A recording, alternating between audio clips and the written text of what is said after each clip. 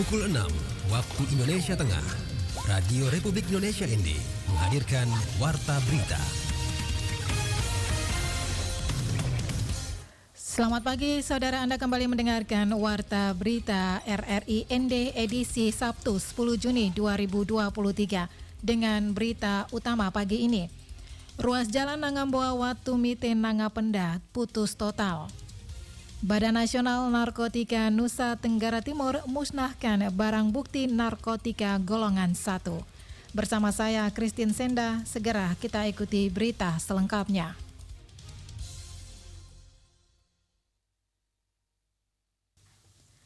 Akibat hujan dengan intensitas tinggi melanda wilayah Kecamatan Nangapenda dan sekitar pada Kamis 8 Juni 2023 mengakibatkan ruas jalan kabupaten yang menghubungkan sejumlah kampung dari 4 desa di wilayah Kecamatan Nangapenda putus total.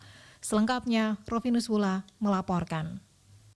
Akibat hujan dengan intensitas tinggi melanda wilayah Kecamatan Nangapenda dan sekitar pada Kamis 8 Juni 2023 mengakibatkan ruas jalan kabupaten yang menghubungkan 4 desa di wilayah Kecamatan Nangapenda putus total. Kepala Desa Watumite Kristoforus Arianto Deisiu mengatakan informasi kejadian jalan putus disampaikan Ketua RT 02 Dusun Koja Iyo Desa Tenda Ondo Stefanus Minggu bahwa pasca hujan deras Kamis malam hingga Jumat pagi 9 Juni 2023 menyebabkan banjir besar mengakibatkan salah satu jembatan kecil penghubung jalur jalan menuju 4 desa yakni Desa Tenda Ondo, Watumite, Romarea dan Ondorea Barat putus total. Kristoforus mengatakan jalur tersebut merupakan jalur utama pendukung ekonomi produktif masyarakat dari sejumlah desa yang mana akses jalan tersebut masyarakat dapat melintasi dari dan keluar wilayah untuk memasarkan hasil produksi pertanian. Informasi terakhir dari malam dari warga, setelah saya mendapat informasi itu dan saya meminta foto berkaitan dengan informasi kejadian itu, banjir sejak dari tadi malam hingga sampai pagi tadi jam 9. Penyebab dari banjir itu hujan lebat dan menyebabkan banjir, mengakibatkan itu salah satu jembatan kecil yang mana jembatan ini menjadi penghubung jalur dari ketiga desa, 4 desa, yaitu Desa Tenda Ondo, Watumite, Romarea dan Ondorea Barat tersendiri.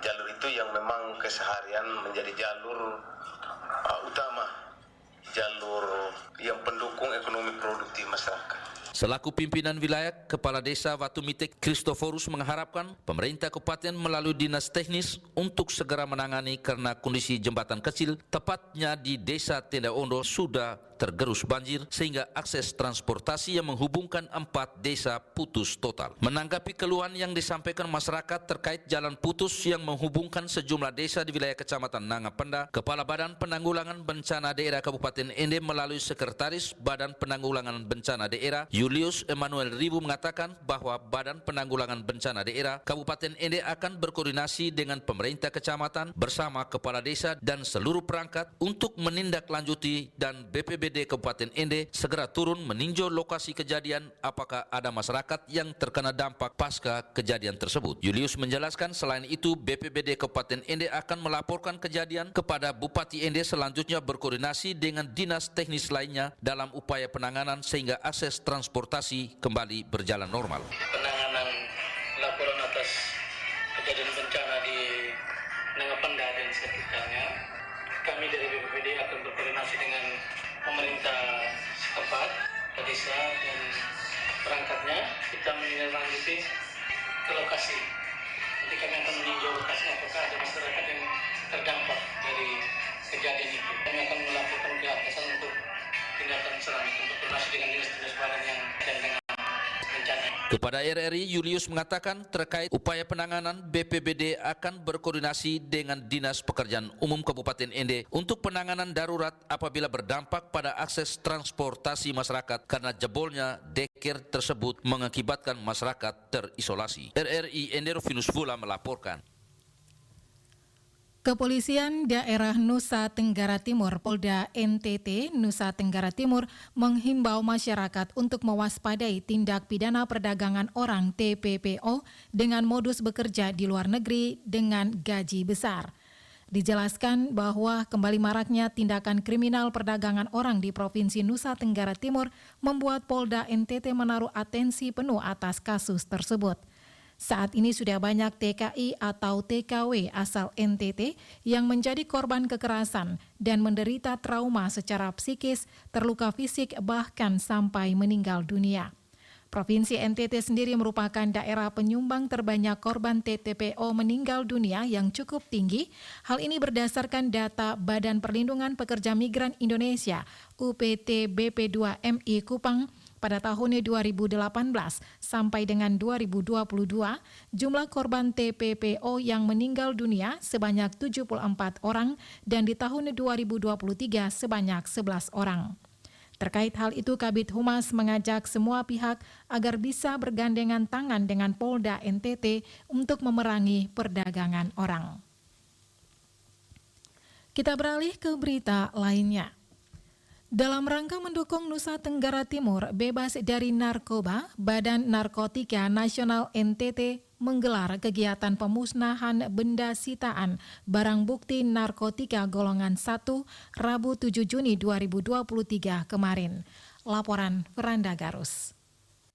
Akibat hujan dengan intensitas. Adapun jenis dan total barang bukti yang dimusnahkan diantaranya ganja sebanyak 657,83 gram, sabu sebanyak 1,9607 gram, dan tembakau Brazil sebanyak 2,3480 gram. Kabid Pemberantasan dan Intelijen BNNP Nusa Tenggara Timur, Kombes Pol Muhammad Nasrumi Karis SHMH menjelaskan, kegiatan pemusnahan barang bukti narkotika sendiri merupakan bagian dari komitmen BNN Republik Indonesia, yakni Indonesia Bebas Narkotika. Barang bukti yang dimusnahkan sendiri merupakan kasus yang sudah ada putusan ingkrah di pengadilan.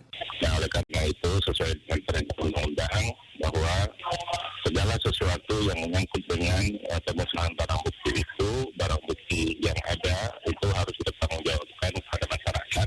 Antara lain pelaksanaannya dengan melakukan pemusnahan barang bukti tersebut di hadapan publik, dan tentu ini adalah komitmen yang benar-benar ingin membuat atau menjaga generasi Indonesia terhindar dari bahaya penyalahgunaan narkotika.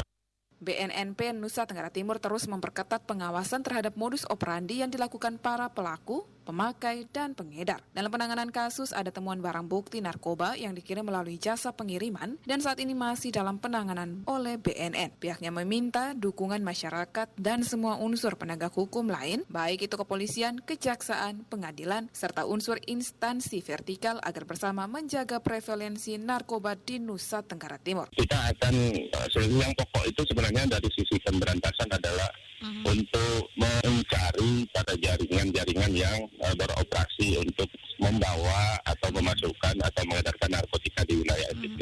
Jadi komitmennya sebenarnya adalah kita mencari ini hilirnya, hulunya dari mana, lalu kemudian kita akan memutus mereka pada saat akan sampai di NTT atau sudah sampai di NTT. Memang kesulitannya adalah karena kita mengcover atau menyamarkan barang itu dalam bentuk paketan-paketan tertentu.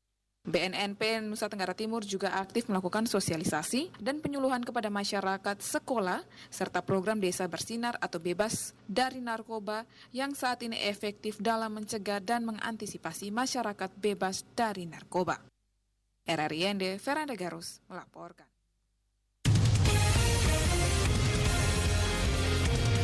Anda sedang mendengarkan Warta Berita RRI ND. Keterlibatan perempuan di sektor pariwisata untuk peningkatan Labuan Bajo sebagai kota super premium sangat diperlukan. Selengkapnya, Asti Dohu melaporkan. Kepala Dinas Tenaga Kerja Transmigrasi Koperasi dan UMKM Manggarai Barat, Teresia P. Asmon, mengungkapkan kaum perempuan memegang peran strategis dalam mengembangkan sektor pariwisata dan ekonomi kreatif di Labuan Bajo. Ya, bisa dilihat kemarin salah satu event yang baru saja dilaksanakan Labuan Bajo di KTT ASEAN Summit, itu hampir memang kebanyakan kalau dilihat dari jenis kelamin pelaku yang berpartisipasi itu kebanyakan memang perempuan. Nei mengatakan jika biasanya mendiskusikan tentang perempuan tunggu hari-hari tertentu yang selalu membicarakan terkait kesetaraan gender, bahwa perempuan masih timpang, tetapi di sisi lain di Labuan Bajo secara khusus perempuan banyak terlibat di berbagai sektor pariwisata. Untuk partisipasinya di sektor, secara khusus sektor pariwisata, tapi lebih spesifik ke misalnya usaha kreatif, UMKM. Ya, dari perspektif kuliner, itu lebih banyak memang perempuan kuliner, craft kria itu kebanyakan memang yang menggeluti usahanya ibu-ibu. Yang terdepan yang biasanya selalu mengakses yang namanya pelatihan, pameran, atau apapun kegiatan fasilitasi pemerintah, lebih banyak memang perempuan. Nei berharap agar perempuan selalu terlibat aktif di segala sektor pariwisata, sehingga di masa yang akan datang tidak ada lagi kesenjangan gender. Bahkan perempuan menjadi pionir di bidang pariwisata. RRISP Labuan Bajo, Astidohu melaporkan. Sementara itu pariwisata dan ekonomi kreatif Badan Pariwisata dan Ekonomi Kreatif Kemenparekraf Bappeparekraf menyelenggarakan Focus Group Discussion FGD penyusunan pedoman pariwisata tangguh guna merancang validasi konsep alat ukur dan profil resiliensi destinasi pariwisata, sehingga dapat dijadikan sebagai landasan penyusunan program penanggulangan bencana di sektor pariwisata dan ekonomi kreatif di tanah air. PLT Deputi Bidang Pengembangan Destinasi dan Infrastruktur Kemenparekraf Bappeparekraf Frans Teguh mengatakan pariwisata merupakan sektor yang sangat rentan dari potensi krisis. Padahal pariwisata menjadi salah satu lokomotif penggerak roda perekonomian nasional. Akan tetapi saat ini tingkat resiliensi destinasi pariwisata di Indonesia belum memiliki standar pengukuran, sehingga Indonesia memerlukan indikator yang dapat digunakan untuk mengukur seberapa tangguh destinasi pariwisata Indonesia. Selain itu, Direktorat Manajemen Penanggulangan Bencana dan Kebakaran Kementerian Dalam Negeri Danang Insita Putra mengatakan, selain pentingnya kepercayaan wisatawan terhadap pariwisata, keamanan dan keselamatan, serta keberlanjutan destinasi wisata merupakan aspek yang sangat penting untuk pengurangan risiko bencana bagi sektor pariwisata. Penguatan sektor pariwisata tangguh memiliki banyak manfaat, tidak hanya untuk meningkatkan pendapatan asli daerah, tapi juga untuk membentuk masyarakat tangguh. Penanggulangan bencana tidak hanya menjadi tugas satu sektor, tetapi lintas sektor, oleh sebab itu membutuhkan dukungan bersama. Kita beralih ke berita lainnya. Sebanyak 49 orang calon jemaah haji CJH Kabupaten Ende dalam waktu dekat dijadwalkan akan berangkat ke Tanah Suci Mekah pada tanggal 14 Juni 2023. Laporan Suimam.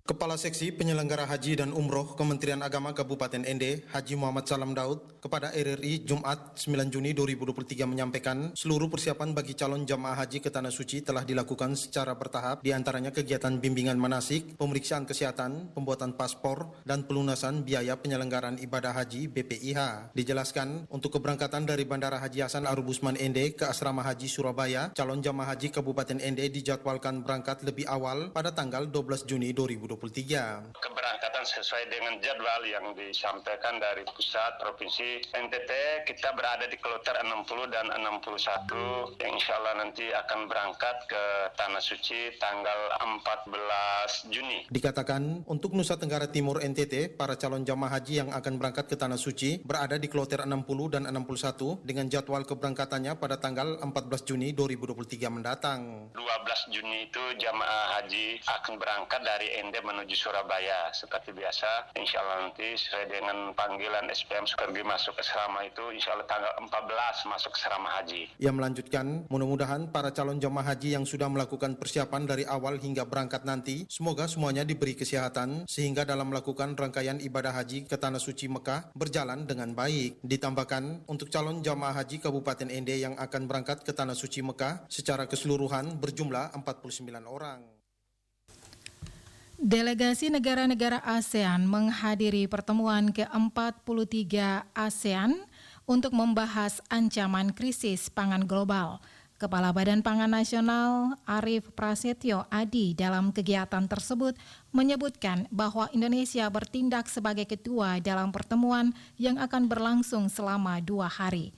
Arief menerangkan bahwa pertemuan tersebut menggarisbawahi isu penting yang disampaikan oleh Presiden Joko Widodo terkait ancaman kekurangan pangan dan kelaparan di berbagai belahan bumi sebagai dampak dari perubahan iklim.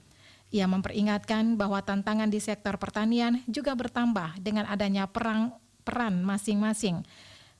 Selanjutnya, pertemuan tersebut akan memperbarui informasi mengenai isu terkini mengenai kebutuhan dari masing-masing negara ASEAN agar dapat diselesaikan melalui kerjasama antar negara. Indonesia memegang keketuaan ASEAN pada 2023 dengan mengusung tema ASEAN Matters, Epicentrum of Growth yang memusatkan upaya antara lain untuk mempertahankan ASEAN sebagai pusat pertumbuhan ekonomi.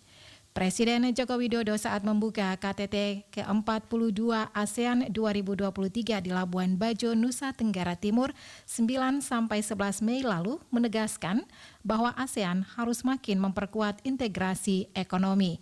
Kelompok 10 negara Asia Tenggara juga diharapkan Presiden bisa mempererat kerjasama yang menyeluruh serta memperkokoh arsitektur kesehatan, pangan, energi, dan stabilitas keuangan. ASEAN sendiri terdiri dari Indonesia, Malaysia, Singapura, Filipina, Thailand, Brunei Darussalam, Laos, Kamboja, Myanmar, dan Vietnam. Sekian Warta Berita pagi ini, mewakili seluruh kerabat kerja yang bertugas, saya Christine Senda, selamat pagi.